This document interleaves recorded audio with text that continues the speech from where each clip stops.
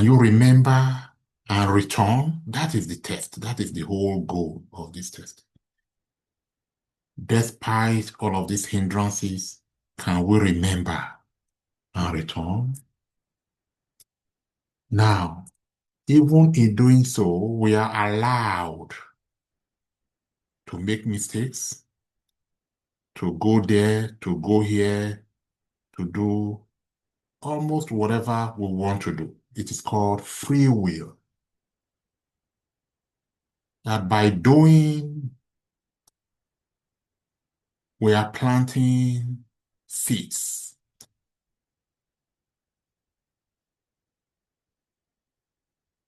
And then every seed we plant, whether in action, in thoughts,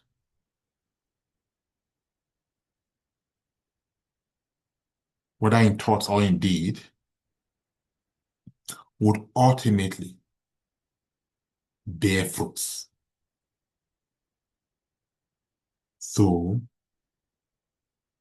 through those fruits, whether they are bitter fruits or sweet fruits, we learn through the eating of those fruits because it will ultimately come. We learn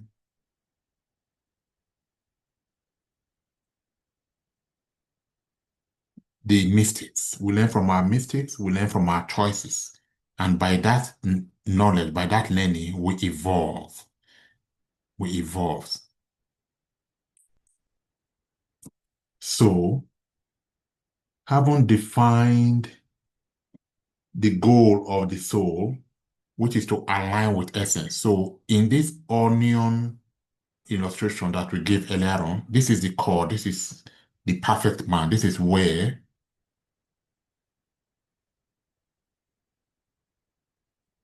we should be to become perfect.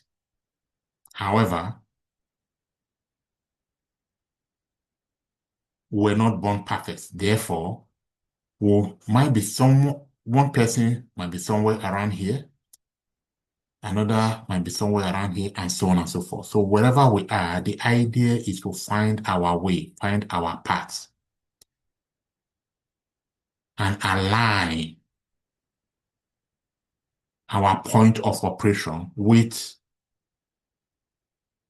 the essence of God within us. It is when we arrive here, when our light shines brighter and brighter, and we become better and better, and ultimately become perfect, even as God is perfect here. That is when we would have completed the race. We would have said, we would have reunited.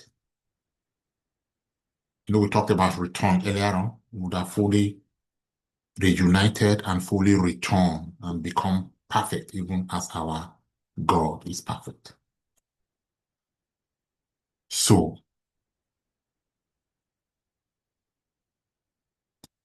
this return is the restoration of the true magnetism that we described here earlier on, because this magnet will now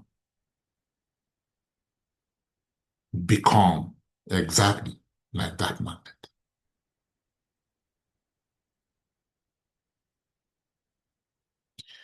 But what we experience mostly,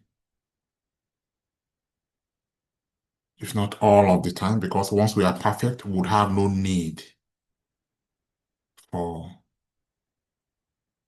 this school of earth anymore. So it means that almost everyone, maybe everyone that is here because we are not perfect yet. And we're in school to graduate to this level of perfection. So if we assume that I am here, for example, at this layer of illusion we call, let's say, attachment, for example, then what happens? So even though we talked about free will earlier,